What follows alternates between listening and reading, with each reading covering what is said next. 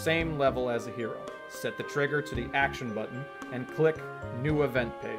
Set that page priority and trigger the same way. Now on the first page of the event, put a show text that shows a text. Hi, page 1 was used here as a text. After the execution of that command, make a control self switch. We select A and on. Go now back to the second page. Click on number 2 on the top left. It must be under the name input box. We add a condition by ticking the selectable box on condition self switch. Alright, thanks for coming in, Meg. We'll catch you later. Yay! Be back. I'm probably gonna... I'm sure I'll be back at some point. Yeah, I gotta... We need voice actors. Trish says this. In about an hour, I'm gonna have to duck out to get some food and things too. And then I think I'm back at midnight Central Time to do Demon Hunter. So, I don't... Maybe if we don't finish this, if you wanna... I can send you my save file to keep going, or if, I think there's someone scheduled at 8 to play a game. So maybe if we don't finish this, then maybe we could pick it up another time. Yeah. Oh, yeah, that would be fine. Okay. I have to figure out how to do this like you are. Okay, well, yeah.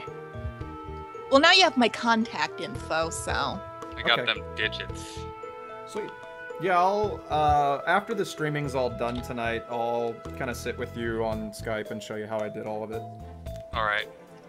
Alright. Thanks for coming in, Meg. Oh, yeah, no problem. See you next time. Yes, see you next time. We add a condition by ticking the selectable box on condition self switch on the left. This will say to RGSS3, if self switch A is enabled and at some point in this event page 2 will override page 1, means that page 2 will be executed instead of 1. The self switch begins at off state by default. Thus, page 1 that has no conditions will be executed. In the end, page 1 will set self switch A on.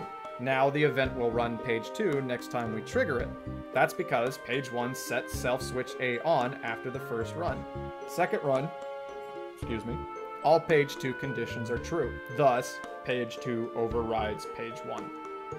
In general, page 1 that fulfills all conditions will override...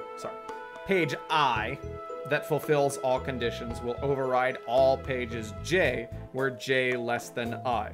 If no page fulfills conditions, the first no conditions page overrides all pages. J. Cool. I'm here. Now let's get on with 2 commands that suck and you should never use. It's label and jump to label commands. Those 2 commands are awesome! Don't listen to him. Really? Yes, really. Now stand still so I can kill you. But I like jump label. It's good for loops. Actually, I've used it from my hand from time to time. Apparently I'm wrong. It's good for recycling choices. Well, apparently I'm failure. I will crush you. Yeah, right. You said that before, but you always flee. You are a flea after all. I guess you tried to sound funny. Right, boy? Kinda. You will regret that!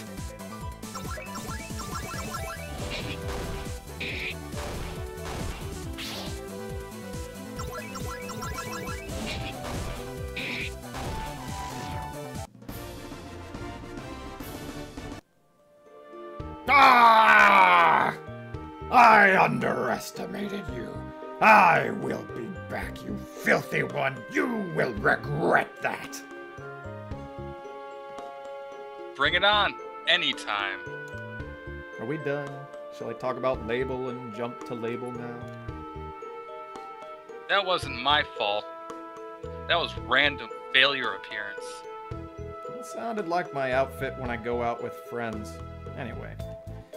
Go to page 1, then at flow control category and find label command and also jump to label command. Label. Label. It's simple, you create a label. It's like a checkpoint that determines a specific place into your event, like the address of a house. That place is the event line the label was defined. Now the thing is that when the jump to label is executed, the event will go to the defined label line. Then it will continue the event execution below that label.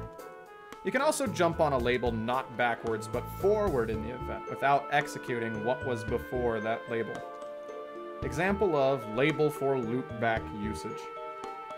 5 commands will be executed once, then 7 commands will loop forever. 5 commands, label point. 7 commands, jump to point. Example of label for jump forward usage. 5 commands will be executed, then the 7 commands will not be executed at all. So you have your 5 commands, jump to point. 7 commands, label point. So it jumps past those 7 commands. So why is this command a bad one? It's the equivalent of the go-to command, that's why. The structured program theorem proves that the go-to statement is not needed. Using goto, you create programs with no structure at all. It is very bad practice and it has only flaws to provide the developer with. So why does goto still exist? It's because you can make basic stuff easily without being a software engineer or having any scientific programming knowledge whatsoever. It's because many rookies from the past used to create programs using goto only. There was no internet back then, thus many rookies never had the chance to learn proper programming. But many hobbyist programmers emerged. It was a cool trend back then, still is. Thus, to be rookie-friendly, some programming languages had and still have this statement. You can search on the internet why goto is not recommended. You can also learn structured programming. It's good to know those concepts. Here, RPG Maker VX8 has jump to label. It's a goto equivalent. I have many reasons to suggest you not using it. I'll tell you only a few of those reasons. Jump to label and label might mean trouble for you and the others. Let's say you created a spaghetti event. Spaghetti means execution flow goes up and down using jump to label like a labyrinth of spaghetti you try to solve. For more information, you can search for the term spaghetti code in the internet. You'll then understand the differences between programming and good programming. So let's assume you created a spaghetti event. If you might need help because something went wrong, nobody will try to solve something he or she has to spend a lot of effort and time to understand every time he or she looks at it. And in chatty comments, notice goto and variable manipulation is the only way to make a while or a for loop on an eventing system. Plus, this complication has no reason to exist. If you use structured programming principles, things are easier to understand anyway. Jump to label events don't have good runtime flow, thus it's extremely hard for them to be understood. Comments don't help there. So structured events are easier to understand. Most important, structured events are smaller than jump to label using ones, always. That's why Failure loved this command. Good news is that RPG Maker VX8 supports all programming structures. We'll talk about conditional branch in the future. It's the equivalent of the if statement. If you got no idea what that means, don't sweat. I'll explain everything to you. Ooh. Okay, so any other commands that would be useful? How about putting some sound on our event? Sounds cool. Okay then, go to page 2 at Music and Sound category. See all of the commands under that category. There's 4 categories of sound you can use in RPG Maker VX8. BGM means background music, BGS means background sound, ME means music effects, SE means sound effects. BGM, BGS, and SE can be played in parallel. ME, though, stops music, plays, and continues the music after. The interfaces are similar, thus we will analyze them only once. Dread comments in chat. Since we have no WoW and for, in VX8 the jump to label is essential, unfortunately. Select BGM is the command we will look first. All sound selector commands look alike. You select song, volume, and pitch, then hit OK. The play button starts playing the sound with the selected pitch and volume so you can test it. The stop button stops the sound. Let's see fade out BGM command now. You have to give an amount of seconds to fade out the song during that time. The bigger it is, the longer it takes, of course. Fade out BGS works the same way. Finally, stop SE stops the sound effects literally. Save BGM saves the exact place where the background music is so it can resume later using replay BGM from that position. Good. Anything else? Yes, let's also talk about picture manipulation.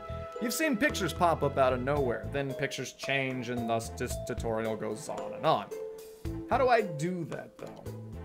Go to page 2 at Pictures and Weather category and find Show Picture under that category. See the picture number? You can show more than one picture at the same time, but each picture must have a unique number. Here it is. That's how pictures show up. See that picture graphic feature? You select a picture to display it by browsing the picture folder. You can import pictures using the Resources Manager. Let's explain Origin. Origin is a spot. A picture is a rectangle. The top left corner is one spot for the origin. The alternative one is its center. When we talk about picture position, we refer to that spot. That spot will be placed on an X and Y axis according to the values we provide here. You can see variables options below that. Yes, you can assign X and Y using variable values, but since we didn't talk about variables yet, let's skip that. Just remember that you can do this. Zoom distorts the image. 100% is the normal value. Above that, you enlarge it. Below that, you shrink it. You can do interesting things using that. Blending is how it is displayed according to the rest of the things that appear on screen. Opacity makes it solid or see-through, while type keeps it normal or makes it texture-like. Add or subtypes can create a fog effect. You can also create clouds and stuff like that. Go to page 2 at Pictures and Weather category. Find Erase Picture under that category. Remember that each picture has a number? You just have to specify the picture number and that picture will be erased using this command. It's that simple. Go to page 2 at Pictures and Weather category. Find Move Picture under that category. Move Picture is like the Show Picture interface, but in this case you select a picture number to show what picture you want to move.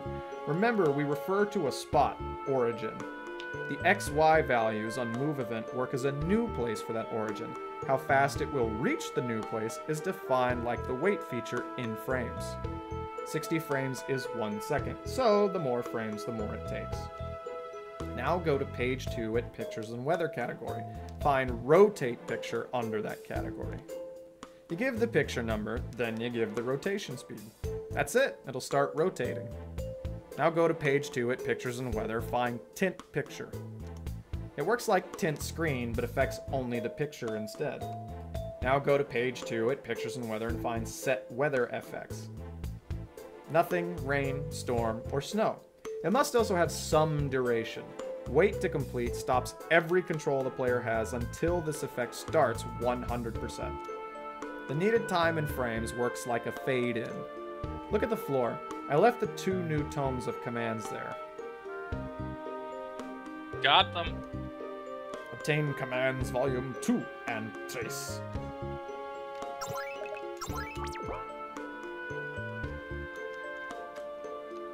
Did you ever need an event that would occur at regular fixed intervals without even stopping? We can create a loop for that. You can create a loop without using label. It's just as I told you, those commands are just useless. Go to page 1, find Flow Control, and find Loop. It automatically creates a loop cycle. Whatever you put inside it, it loops forever. This is an event I created. It's an infinite meow. We already have that in the background, yeah. You create a new event with trigger set to parallel process and the commands as shown on the left side of the picture. Be careful with this because many things on loop can break the gameplay experience. Go to page 1 at Flow Control and find Break Loop. Break Loop is just a command that breaks the loop. Breaking the loop, the event will continue executing commands that exist under that loop as normal. This break loop might seem meaningless as a command, but combined with a conditional branch makes sense. Conditional branch though needs some variables background before being analyzed. For now, just keep in mind that break loop can be used into a conditional branch inside a loop. Go to page 1, flow control, exit event processing. Works like break loop, but for the whole event. If it's executed